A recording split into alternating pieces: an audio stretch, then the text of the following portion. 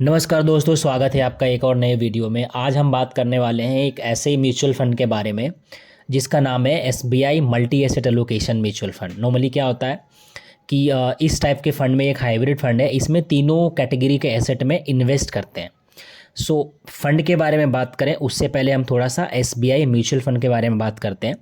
जो SBI mutual fund है वो एक जॉइंट वेंचर है with SBI banks and Amundi asset management. सबसे पहले एसबीआई बैंक देखते हैं। एसबीआई बैंक इंडिया का लार्जेस्ट बैंक है और 200 साल का एक्सपीरियंस है, जो कि इस्टेब्लिश हुआ था 1806 में एसबीआई बैंक्स। और जो ग्लोबली इनका रैंक है वो 48 है और इनका जो अभी करंट एसेट है वो है 60 lakh crore. Second largest globally इनका जो ब्रांचेस है, करीब 22,405 ब्रांचेस है ओवरऑल वर्ल्ड में, और 65,627 एटीएम है as on end of June 2023, और करीब 480 मिलियन कस्टमर को ये सर्व कर रहे हैं। अमुंडी की बात करें तो अमुंडी का करीब 1.9 ट्रिलियन एसेट अंडर मैनेजमेंट है और largest asset manager in European country में। इनका 6 इन्वेस्टमेंट हब है इंटरनेशनली और 30 इनका जो सेंटर है वो करीब 35 कंट्रीज़ में। ओवर 100 मिलियन रिटेल इन्वेस्टर इनके अंदर आता है, 5400 टीम मेंबर हैं एंड मार्केट प्रोफेशनल्स। अगर शेयर होल्डिंग की बात करें तो एसबीआई का इसमें 62.53% है एज ऑन करेंट डेटा, और 36% शेयर होल्डिंग जो है अमुंडी का है। ये था एसबीआई और अमुंडी का जॉइंट वेंचर। अब एसबीआई फंड मैनेजमेंट के बारे में बात करें, म्यूचुअल फंड के बारे में, तो इन्होंने 4-5 दिन पहले ही करीब 9 लाख करोड़ का एयूएम क्रॉस किया है।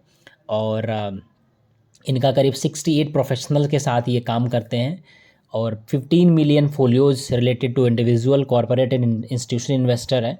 इंडियाज़ का first bank sponsored mutual fund है। मतलब इंडिया में सबसे पहला जो आया था SBI bank sponsored SBI mutual fund, वो ये म्यूचुअल फंड है।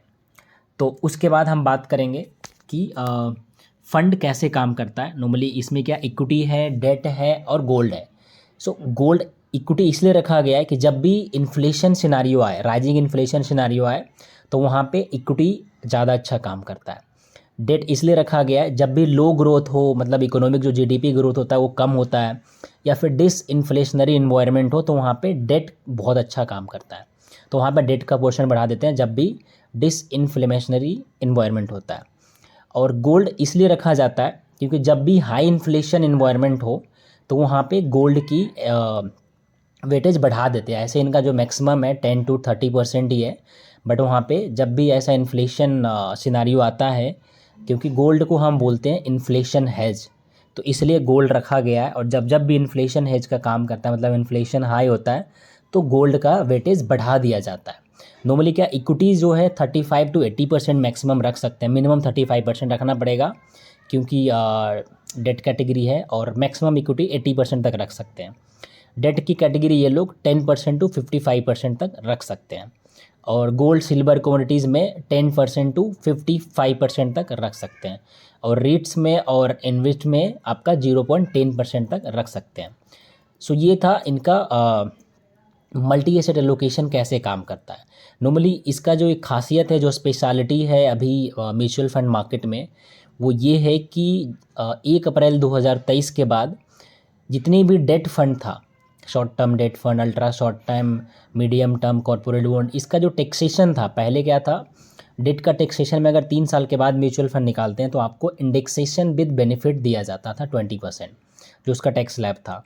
उसमें होता क्या था, जो उनका कॉस्ट ऑफ इन्वेस्टमेंट था, एक होता है CII data, cost of inflation index, वो हर साल नया आता है और बढ़ता हुआ आता है।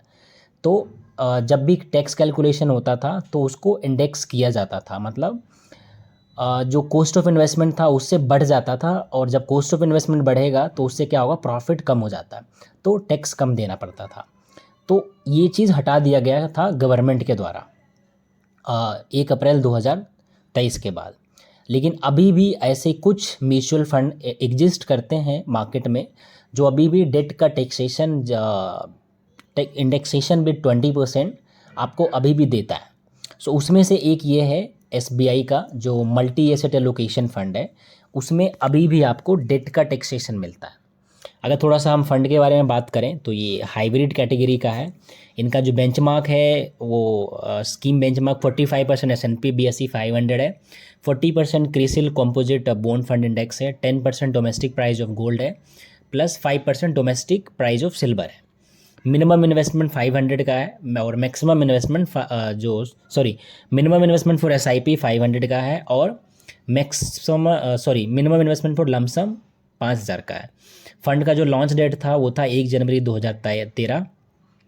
AUM की बात करें एज ऑन 8 जनवरी 2753 करोड़ का, और जो नाव इसका जो नेट एसेट वैल्यू जो प्राइस था 8 जनवरी का वो था 54.38 अप्रोक्स 55 रुपीज़ का। एग्जिट लोड इसमें है 1 साल का। अगर 1 साल से पहले पैसा निकालते हैं तो आपको 0.69% एग्जिट लोड देना होता है। और जो एक्सपेंस रेशियो है डायरेक्ट का वो है 0.69, मतलब हर 100 रुपये को मैनेज करने के लिए आपको 69 पैसे मैनेजमेंट काटता है। कुछ इन्वेस्टमेंट की अगर बात करें कि इस फंड में अगर 1 साल पहले किसी ने लमसम डाला होता 10,000 तो वो 11,838 रुपये हो गया होता, और अगर 3 साल पहले किसी ने इसमें इन्वेस्टमेंट किया होता तो 10,000 का 14,893 मतलब अप्रॉक्स 15,000 हो गया होता। 5 साल पहले अगर किसी ने डाला होता इसमें 10,000 तो अप्रॉक्स 19,000 हो गया होता, जो कि डबल ऑफ इन 5 ईयर्स है। और इंसेप्शन से किसी ने अगर डाला होता इसमें 10,000 इंसेप्शन 2013 में तो 10 साल में 10,000 का 1,80,000 हो जाता। तो ये इनका खासियत है।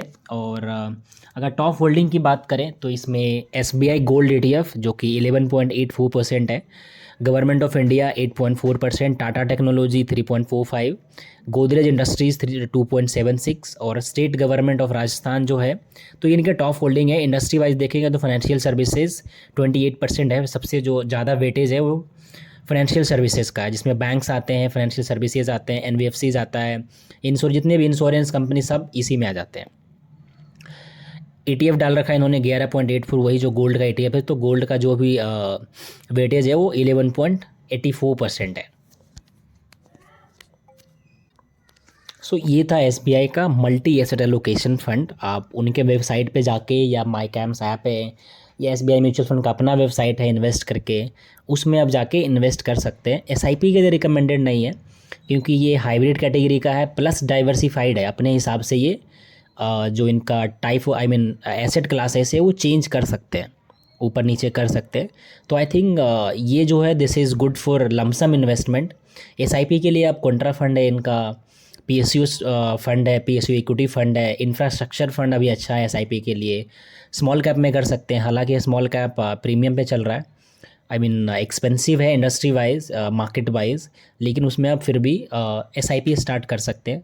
मैग्नम मिड कैप उनका फंड है, तो इस टाइप के फ़ंड में आप SIP स्टार्ट कर सकते हैं। और ये जो फंड है ये इसमें लमसम पार्क कर सकते हैं, बट इसमें भी आने के लिए आपको एटलीस्ट 2 to 3 ईयर्स रखना पड़ता है, तभी जाके आपको रिटर्न भी अच्छा दिखता है। और जो डेट का टैक्सेशन बेनिफिट है अभी भी वो आपको जब भी मिलेगा जब आप मिनिमम 3 साल रखते हो, क्योंकि डेट का क्राइटेरिया ही यही है। लॉन्ग टर्म टैक्सेशन जब ही आएगा जब आप मिनिमम 3 ईयर्स आप उसमें इन्वेस्टेड रहते हो।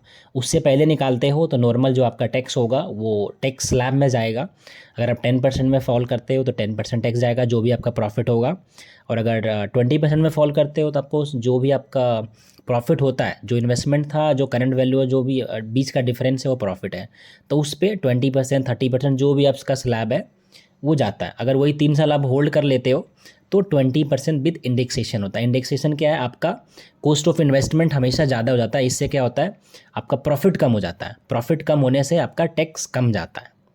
तो इसको एक तरह से ये बोलते हैं, अगर किसी ने 5 साल इन्वेस्ट कर लिया इसमें, अगर उसी में इन्वेस्टेड रह गए तो करीब करीब आपका जो प्रॉफिट होता है वो टैक्स फ्री हो जाता है, क्योंकि जितना इन्फ्लेशन है उतना रिटर्न आ रहा है। जितना भी इन्फ्लेशन होगा उसी हिसाब से CII जो डेटा होगा, कॉस्ट ऑफ इन्फ्लेशन इंडेक्स का जो डेटा होगा हर साल चेंज होता है।